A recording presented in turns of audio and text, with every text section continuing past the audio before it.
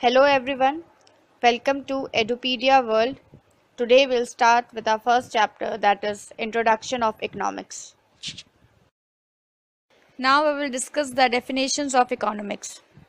Economics has been defined by many economists in different ways. The set of definitions given by different economists can broadly be classified into the following four categories. First, wealth definition given by Adam Smith. Second, material welfare definition given by Alfred Marshall. Third, scarcity definition given by Lionel Robbins. And fourth, growth definition given by Paul A. Samuelson. We will discuss these definitions one by one. First, we will discuss wealth definition. According to Adam Smith, economics is an inquiry into the factors that determine the wealth of a country and its growth. In 1776 AD, Adam Smith published a book entitled An Inquiry into the Nature and Causes of Wealth of Nation. In short, this book is also called Wealth of Nation. The name of book itself defines what economics is and the study area or subject matter of economics that it covers. This is also considered as the Bible of a science of economics. The meaning of wealth as used by Adam Smith refers to abundance of money. Smith was among the first to describe how a free, competitive economy can function without central planning or government intervention to allocate resources efficiently. He recognizes that the virtues of the invisible hand that leads the people's private interests of firm, and he was popularly suspicious of firms that are sheltered from competition, since he recognized the potentially undesirable effects on resource allocation. The logical explanation behind his definition. First point, significance of wealth. Adam Smith assumed that wealth is the only important factor in human society. It can fulfill all the desires of human beings in society. He also assumed that the entire efforts of human society is found to be directed towards earning more and more wealth. Second point is role of economic man. Adam Smith claims that economics studies behavior of those human beings who have only one objective. That objective is the earning of more and more wealth at any cost by any means. Human being of such nature, in the words of Smith, is an economic man. Third explanation, priority given in definition. In the definition of economics, first priority is given to wealth and the second priority to mankind. He assumes that mankind is for wealth, but wealth is not for mankind. He also believed and argued that wealth and only wealth can give higher satisfaction to all mankind. Therefore, wealth is of a primary importance in his definition. And the last explanation, source of wealth. Adam Smith, in his definition of economics, assumed that wages earned by active human resources is to be the only one and most important source of income of a nation. He also suggested that the active laborers can earn high amount of wages only through the division of labor in production and distribution of goods and services. He concluded that apart from wages, there is nothing else which can be regarded as source of wealth of nation. The wealth definition of economics given by Adam Smith has been criticized on several grounds. It is strongly criticized by eminent scholars like Carlyle Ruskin, Alfred Marshall, etc. In short, critics dubbed economics as the bread and butter science, the gospel of mammon, and a dismal science. The major points of criticism of wealth definition are: first, narrow definition. Adam Smith considered that economics is the science that deals only with wealth and material goods. Contrary to this definition, concepts, the critics pointed out that economics studies not only material goods and wealth, but also some non-material such as services of doctor, teacher, lecturer, also fulfill the human wants. Therefore, services provided by professional human resources also constitute aspects of wealth. Therefore, Services regarded by people should also be regarded as a part of wealth. Second point, unnecessary emphasis on wealth. Adam Smith highly emphasized the importance of wealth in economic life rather than human beings. He assigned primary role to wealth and only secondary place to mankind. On the contrary, the critics pointed out that human life cannot be sacrificed for wealth, rather wealth should be used for the betterment of mankind. Third criticism, single source of wealth. In the view of Adam Smith, the amount of wages that is earned by employed laborers could be the only one source of wealth of nation. The critics of the definition are, however, of the view that natural resources, human resources, physical resources, and capital resources also as source of wealth. All these resources put together can be utilized to earn maximum wealth by a nation. Last criticism, assumption of economic man is wrong. Adam Smith assumed that every human being who wants to earn money by hook or by crook is known as economic man.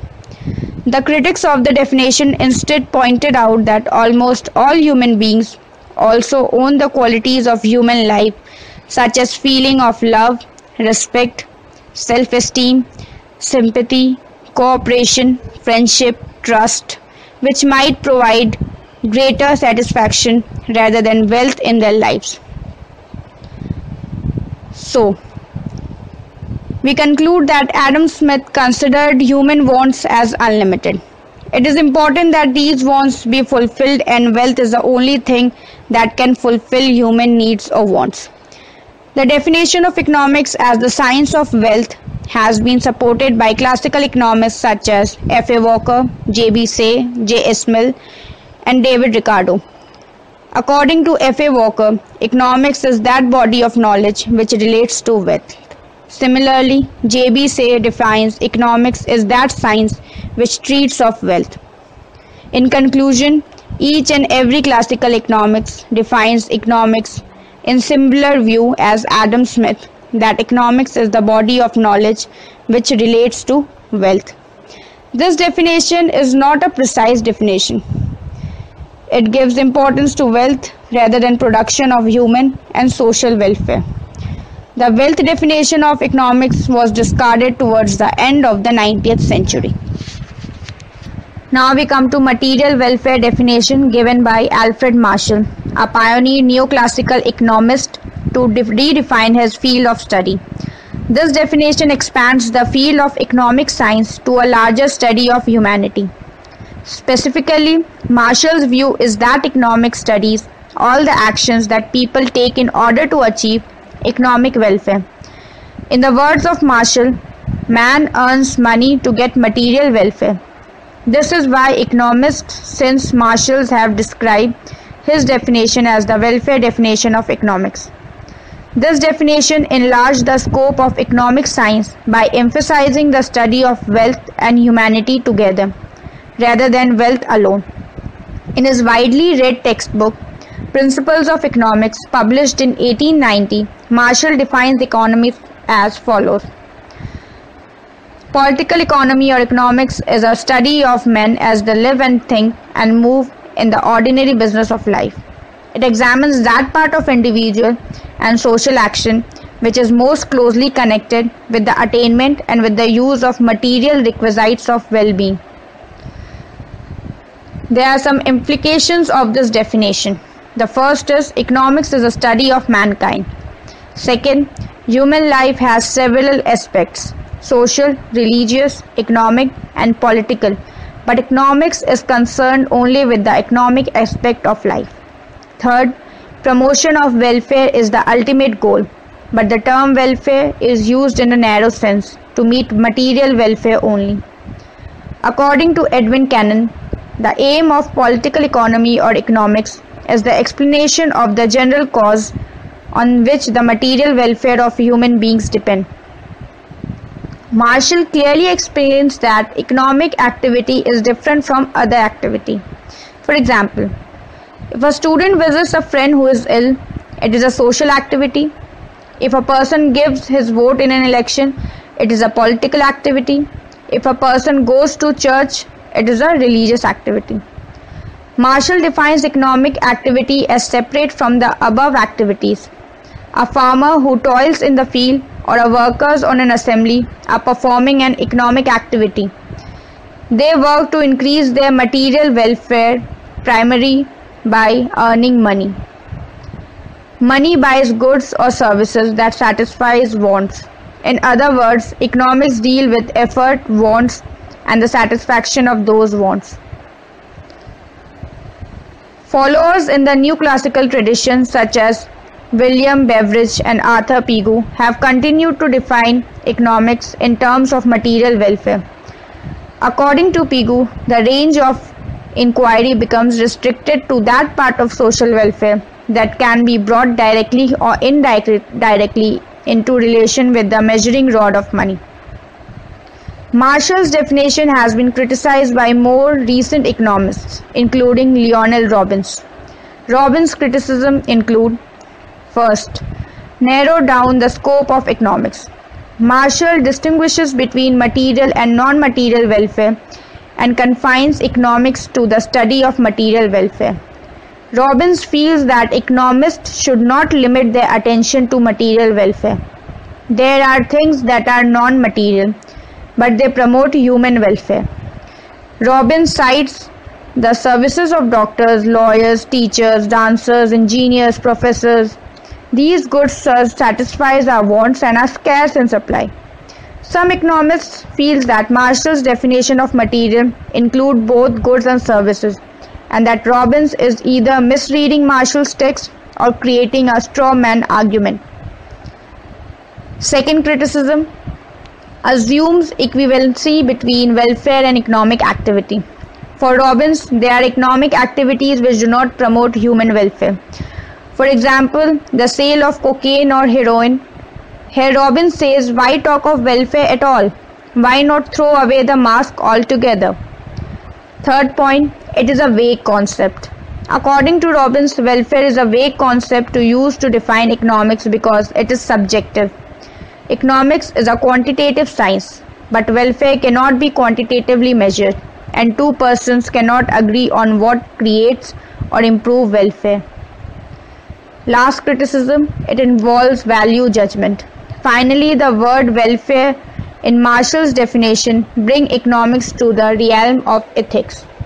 Robbins would prefer that economics remain neutral in assessing the results of economic transaction. So the basic difference between Adam Smith's and Marshall definition is that Adam Smith gives stress on earning of wealth, whereas Marshall gives importance to human welfare as motive behind the economic activities of men. After criticizing definition of economics by Alfred Marshall, Lionel Robbins, a British economist, gave his own definition of economics in his book, An Essay on the Nature and Significance of Economic Science, published in 1932.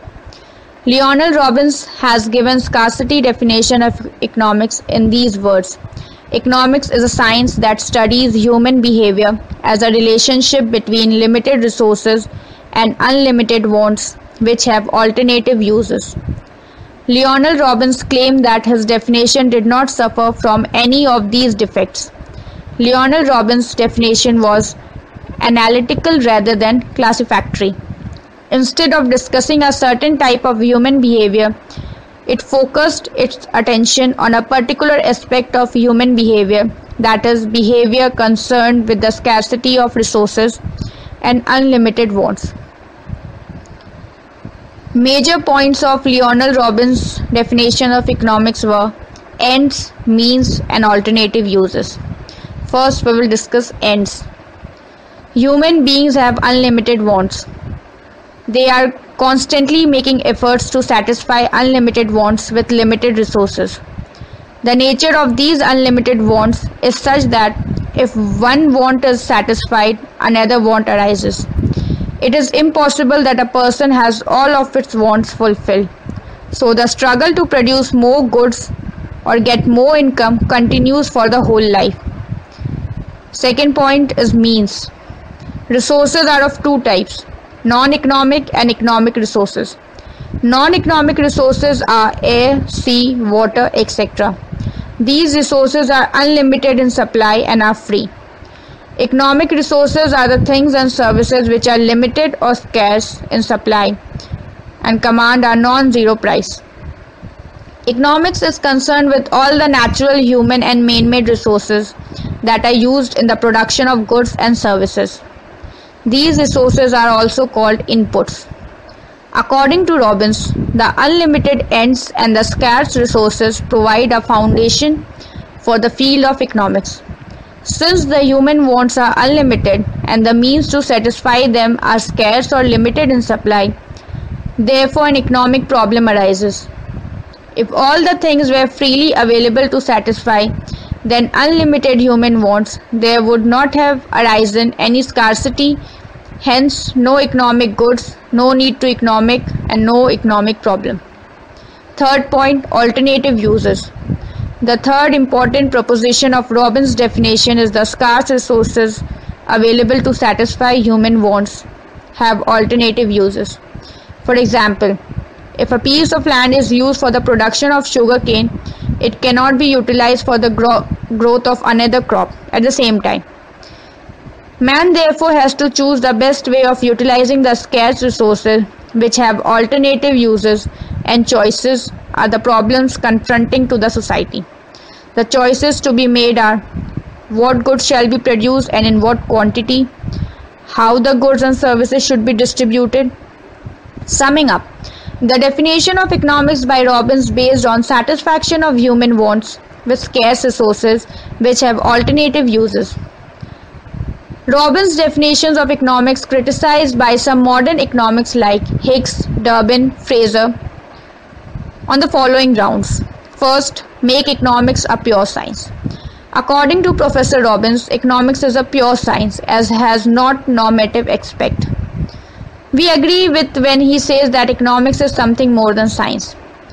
Mrs. Woolen says it is very difficult for economists to divert their discussion of all normative significance. Robbins' definition become colorless, impersonal. Second criticism, human touch is missing. In Robbins' definition, human touch is entirely missing. We agree with more than science, shot through with the infinite variety of human life, calling not only for systematic thinking but for human sympathy, imagination, and in an unusual degree in the saving grace of common sense. Third criticism, valuation theory. It is objected that Robbins has reduced economics merely to valuation theory. According to Fraser, Robbins reduced economics merely to the theory of value but is much more than that. Fourth point, ignores macro aspect. Another criticism is that it ignores the macro aspect of economics.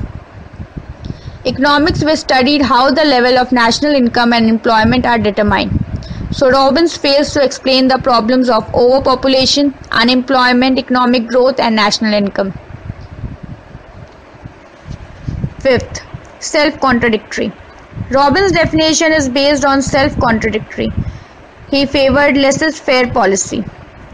Fraser has rightly pointed out that if Robbins admits that he clearly does, that it is an objection to a given way of achieving a purpose that is then uneconomical, then he is implying that economic as an end, that waste is bad. But all these criticisms are based on misunderstanding of what Robbins says. All he says is ends must be determined by those who wish to fulfill them. He does not undermine the selection of right kinds of end, but only leaves it to the concerned to decide what the right kind of end is for them. This is so because ends involve question of value and everyone must follow his own system of values.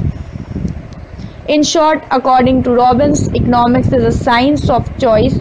It deals with how the resources of society should be allocated to the satisfaction of different wants. Now we come to growth definition. According to Paul A. Samuelson, economics is the study of how people and society end up choosing with or without the use of money to employ scarce productive resources that could have alternative uses to produce various commodities over time and distribute them for consumption now or in the future among various persons and groups in society. It analyzes costs and benefits of improving patterns of resource allocation. The definition of economics has taken a static view of the dynamic problem until Samuelson removed this effect. The greatest merit of Samuelson's definition is that it recognizes the dynamic change taking place both in the means and ends with the passage of time. The progress or changes occurring from time to time also affect the whole concept of the related developments in the economic world. That is the reason of describing it as a growth-oriented definition. Some of the features of Samuelson definition. First, efficient allocation of resources. There is a great deal of similarity between the approaches of Samuelson and Robbins. Both have stressed the problem of scarcity of means in relation to unlimited ends. Second feature, dynamism. Samuelson has included dynamism in the definition of economics by incorporating the time element. The problem of growth has been included in the preview of the definition. Third, problem of choice. The greatest feature of Samuelson definition is that it takes into account the problem of choice in the dynamic framework of economics. Fourth, improvement in resource allocation. Economic analysis, the costs and benefits of improving the pattern of resource allocation. Improvement of resource allocation and better distributive justice are synonymous with economic development. Fifth, distribution. Modern definition also concerned itself with the distribution for the consumption among various persons and groups in a society. This definition combines the essential elements of the definitions by Marshall and Robbins. Accordingly, economics is concerned with the efficient allocation and use of scarce means, as a result of which economic growth is increased and social welfare is promoted. The definition has been accepted universally. In short, the growth definition of economics is most comprehensive of all the earlier definitions. Thank you for watching Edupedia World videos.